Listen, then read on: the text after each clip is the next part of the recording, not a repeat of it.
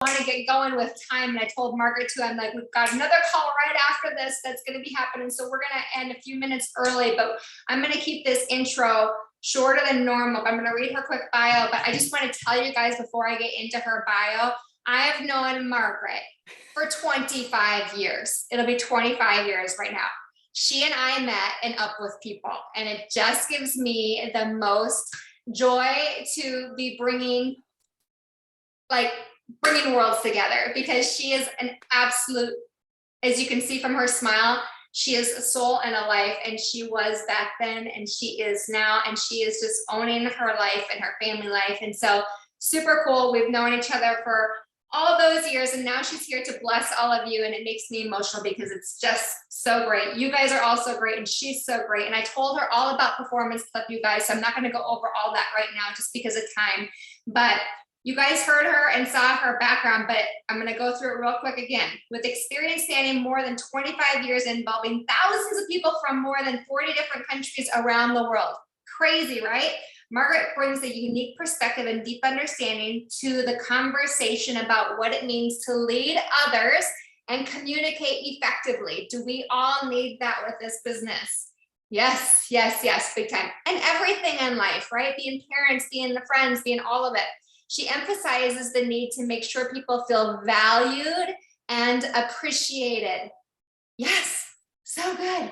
Margaret's acclaimed I Care, You Count principle, developed through her work over the past 2 decades, has found success from the breakfast table to the battlefield to the boardroom, while working with groups spanning multiple sectors from corporate to nonprofit to military.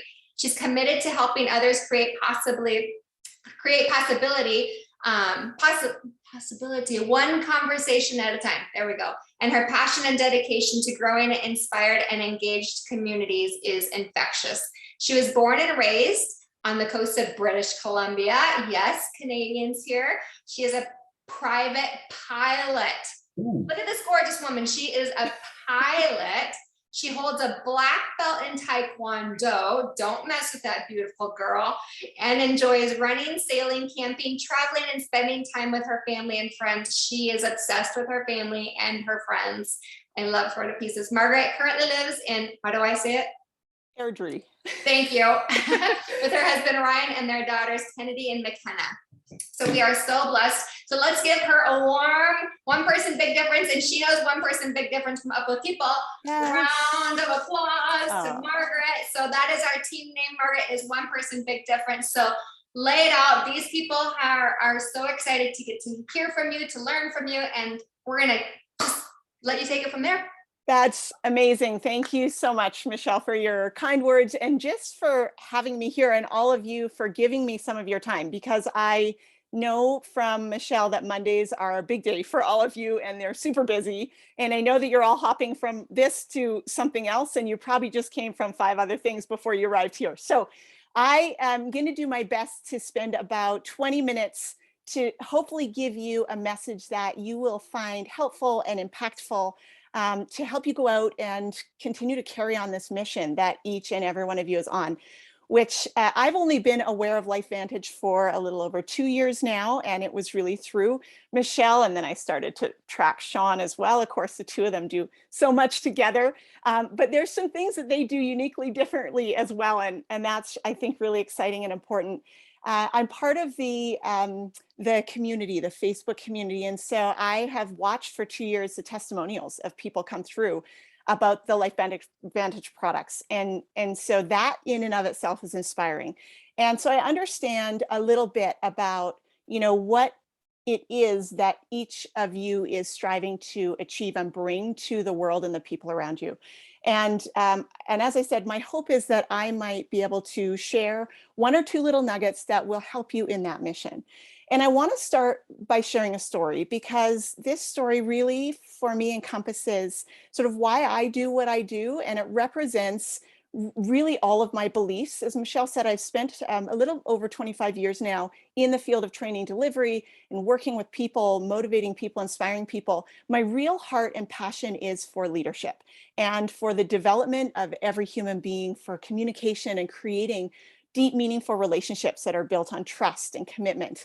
And one of the other things you need to know about me is that I have been called the least touchy-feely trainer in the field of leadership and communication. It was a crusty old military guy. He was about 35 years in, a crusty old Army guy who was in a room with me. He was there for a leadership training. We had a 2-day leadership course. He came in kind of sullen and kind of dragging his feet. You could tell he'd been, voluntold that he should attend this training. He wasn't super happy about it. He walked in, he saw this upbeat blonde girl who was significantly younger than him. And that sort of really spun things in a negative way for him. And so for me, at the end of that first day, when he approached me, we'd spent 8 hours in a room together along with 40 of our closest friends.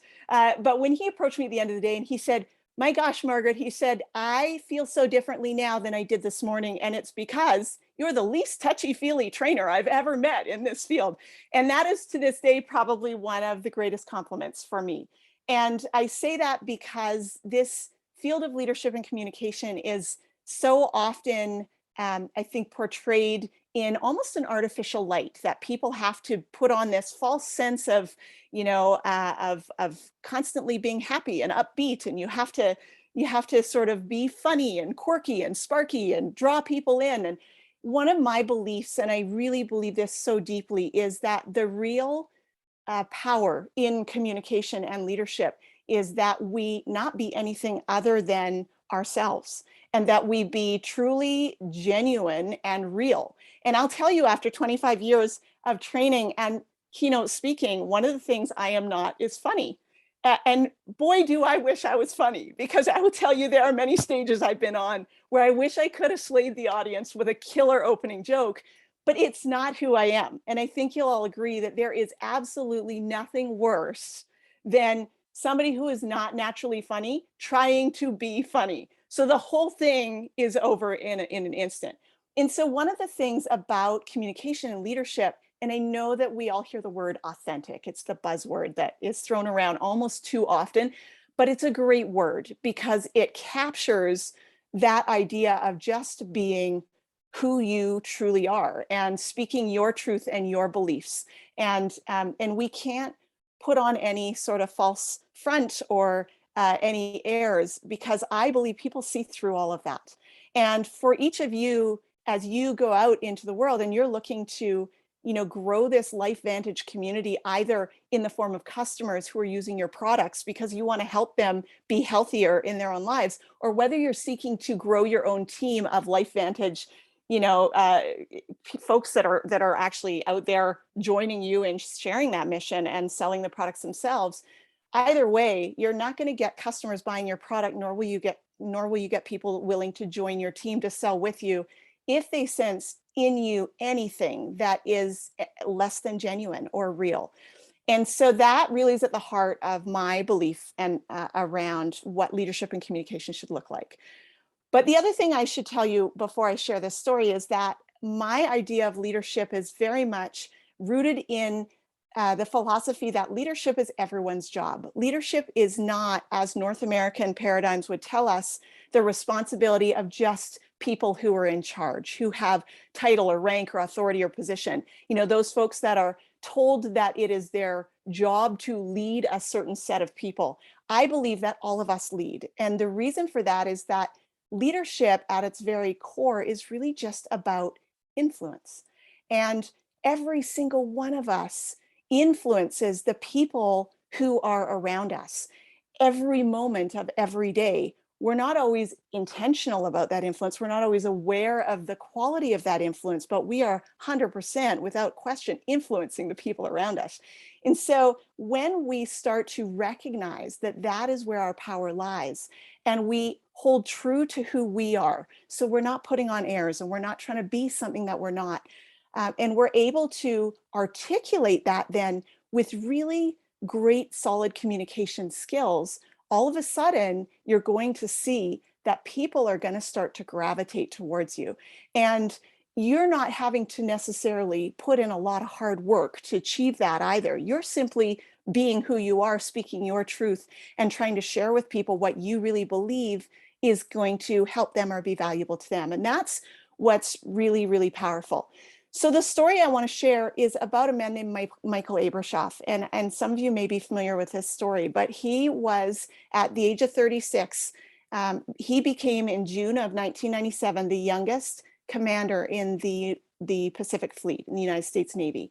And he wrote a book called It's Your Ship. And he tells the story. And it's one of my favorite books about leadership. It's a fantastic read for anyone who's looking for something. But essentially, what he talks about, and this is a significant part, and of course, I come from a military background. I've trained thousands and thousands of military members. And so I'm really connected to that culture, which is deeply steeped in tradition and honor and discipline and all of these things that are so intrinsic to how that community operates.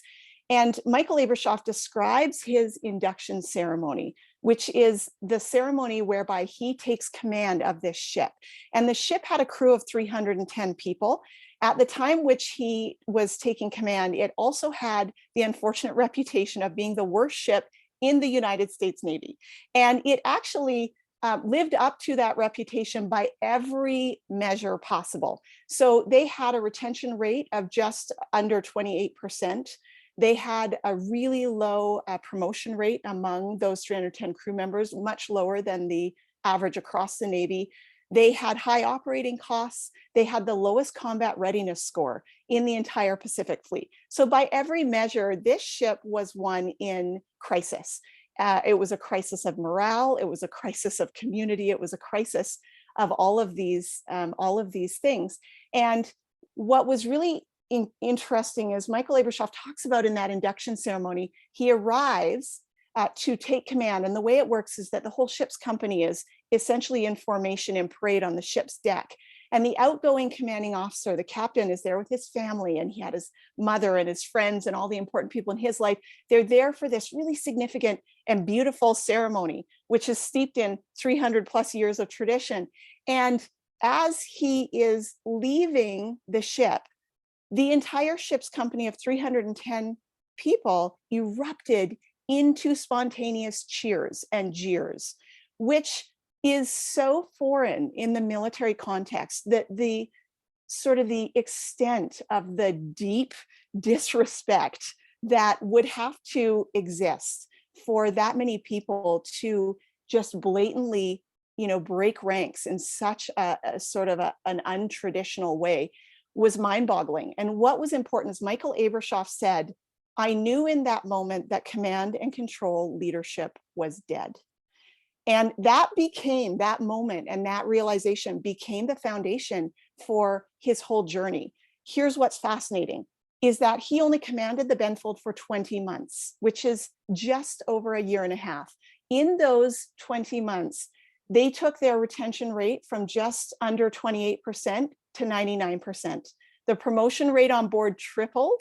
The operating expenses were slashed by 25%. And within the first 12 months, they actually won the Spokane Trophy for the highest combat readiness in the Pacific Fleet. So by every measure, the ship was turned around. And here's what else is remarkable. Unlike a civilian organization where when they're in crisis, typically what we see is management comes in, leadership comes in, and they clean house, which means they get rid of all the dead wood, they fire, they let go, and they bring in fresh blood. Well, in the military, you don't do that. So he actually achieved what he did with the same 310 people that stood on that deck cheering his predecessor's departure.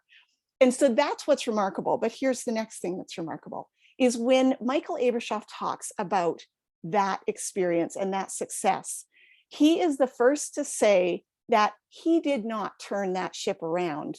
His crew turned the ship around. And all too often, the leader gets the accolades, right? Oh, Michael Abrashoff was so successful. Look what he did with the Benfold. And he said, I didn't do anything with the Benfold. He said, those 310 people, they did that. But what I will tell you, I believe Michael Abrashoff did, and this is what each and every one of you can do in your own lives, is he created the possibility for those 310 people to turn that ship around.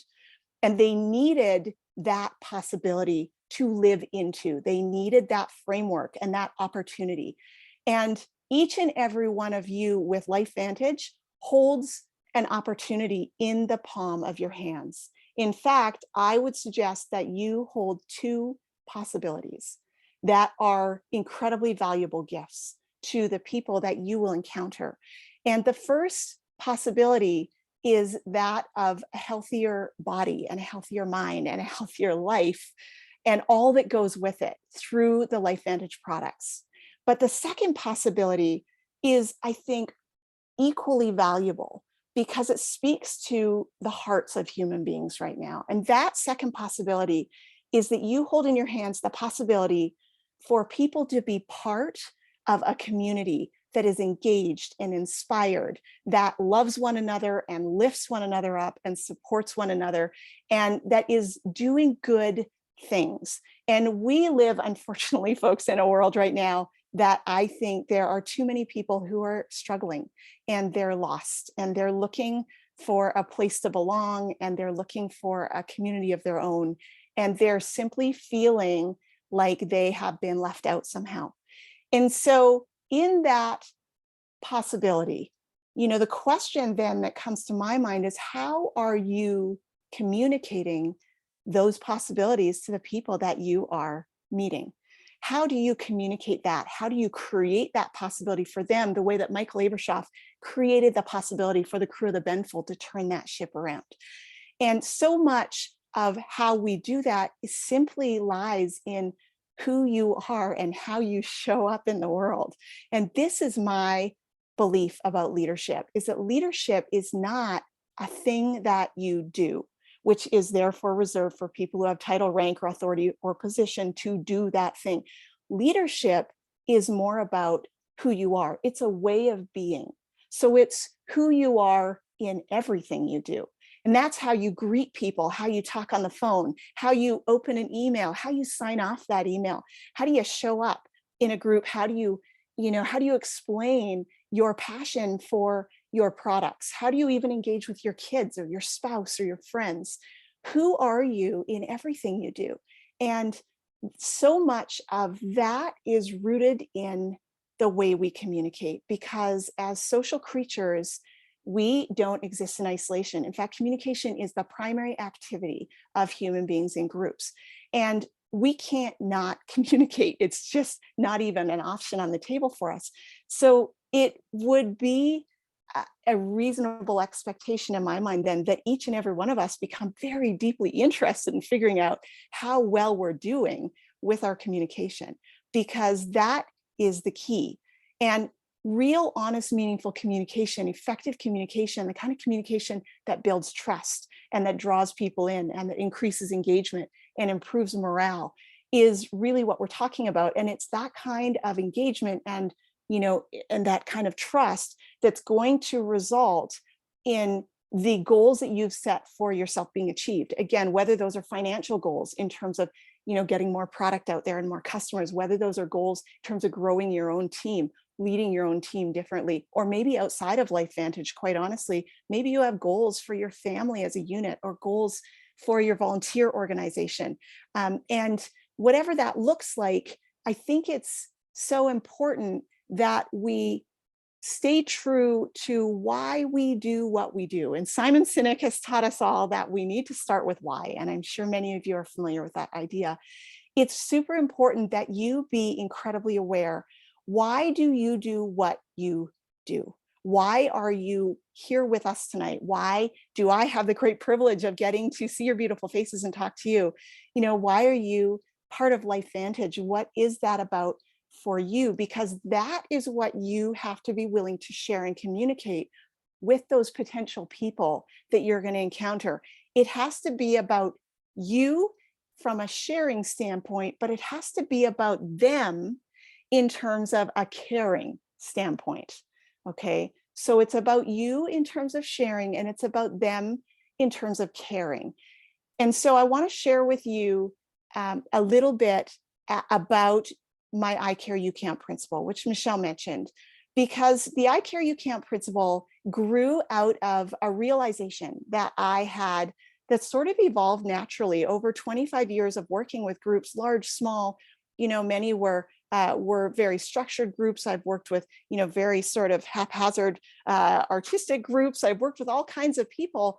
But what I noticed is that people, all people, regardless of where you come from or how old you are, what language you speak, or what your background is, how much money you have in the bank, or any of those things, is that at our very core as human beings, we all just want the same thing. Is that a fair statement? And what is it that you think people want? Think about that for a minute. I'll tell you, I think that if we're honest and we strip away all the nice stuff, people might say, I want to go on a fancy vacation every year, or I want to drive that bright, brand new car. I want to do this or do that. But really, if you take away that stuff and we get really honest, I think at our very core, what each and every one of us truly wants is we just want to feel like we matter. That's it. It's super simple. We need to feel like we matter. And all too often, we are communicating with people in ways that are not meeting that very basic human need. And when I say that, often people are like, well, what do you mean by that? Well, I want you to think about how often we hear statements like, that's not my job. I don't have time for this, right? Somebody asks you a question, you go, well, I'm not sure, maybe later. The received message in all of those cases is, I don't care, you don't count, get out of my way.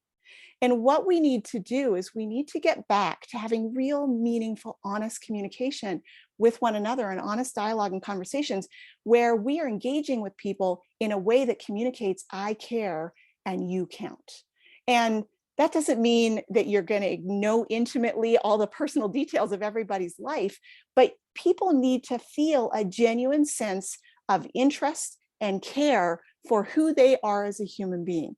And when people are treated that way and they feel that way, when they have that very basic underlying human need met, then truly remarkable things happen. And I'll tell you, some of those things, we see people working in organizations for salaries far lower than they would get elsewhere, because they would rather take less money and work with people who value them, where they feel like their input is appreciated and they have a voice. I know people that have gone car shopping and they've paid many thousands of dollars more for the same vehicle because they trusted and built relationship with that particular salesman. So they would much rather drop a few extra $1,000s to purchase from a company and an individual whom they feel really saw them. I know people who, the stories are endless, who have just said, gosh, I would trade this for that. If only there was this, I would give up all of these things. And at the heart of all of those statements and all of the conversations I've had, it kept coming back to this core idea, which is that we all just want to feel like we matter. So the I Care You Count principle grew from that realization. And really, what I would suggest to each of you, and I know that I'm watching my time closely here, is that I Care You Count principle, that notion, form the center of each and every one of your conversations, that you hold that principle at the forefront of your mind as you go into every interaction. Who am I being as I'm going into these interactions? Who am I being in those conversations? And am I, in fact, conveying that I care and that they count, that that person is important? Are they going to feel valued? Are they going to feel heard?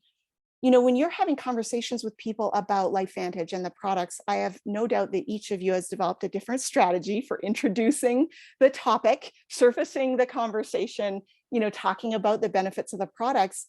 One of the things that I found interesting is I have been approached myself by numerous network marketers from a variety of companies interested in having me join their team. People say, gosh, Margaret, you'd be a great asset to my team. I love how you interact with people. We'd love to have you.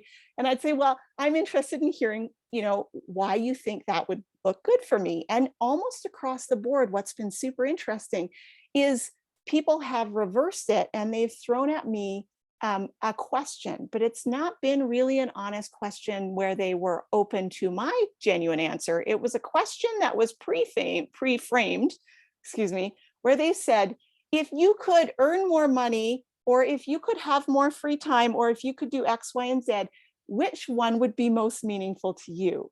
Rather than saying something like, well, Margaret, tell me about what's important to you in your life. If you could have anything, what would it be? And then what you do is you do what I call listening aggressively, which is, what am I hearing that person tell me in their story?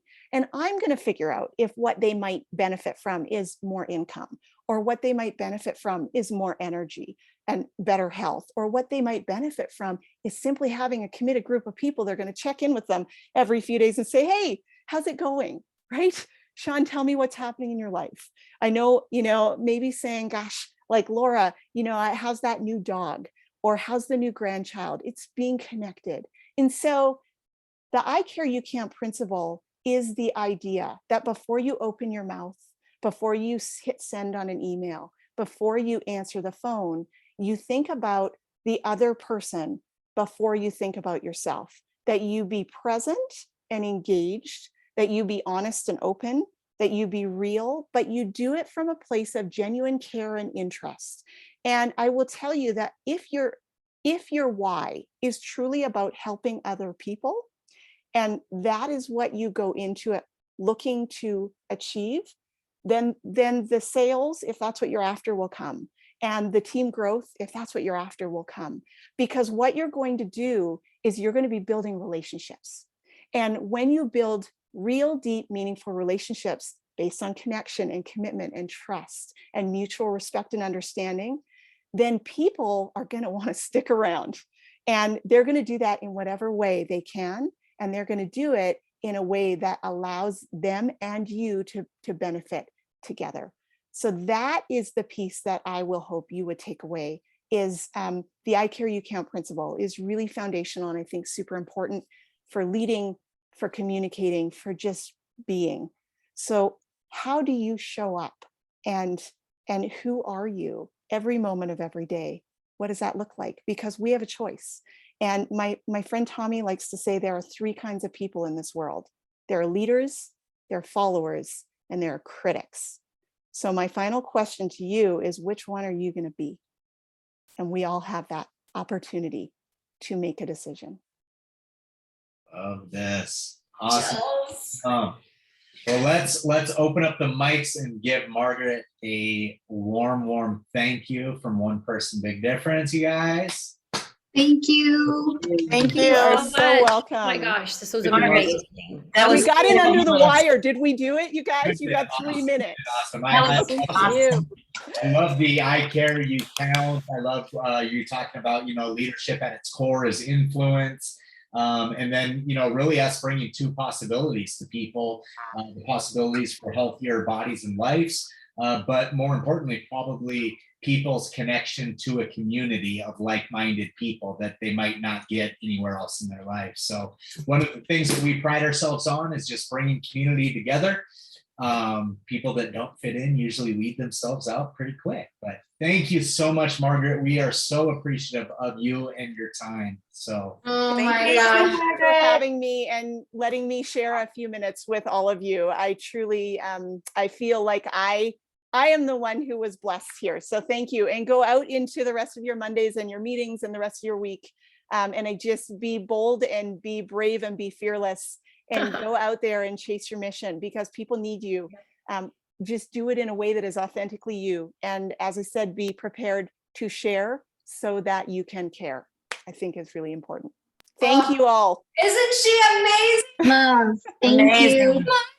What a gift. People are asking more about you, and I think, you guys, we need to have her on the full One Person Big Difference call sometime. Yes, everybody's so excited. Yes, Margaret. Well, thank you. Powerful, amazing. I know we got to hop over to the other call, but I know everybody's like wishing that you would just keep talking, because it was just so incredible. I love you, sister. I love you too. Thank you so much. Did she say be prepared to share so we can care? Yes, I sure did. Yes. You know how you can tell she's Canadian? She said X, Y, and Z. So you can always fly Canadian when they say Z. I'm sure myself away in other ways too. But you guys go. Thank you so much. Have a wonderful evening, and just wish you all the best. You are incredible. Love you, sister. Love you too. Bye. Bye.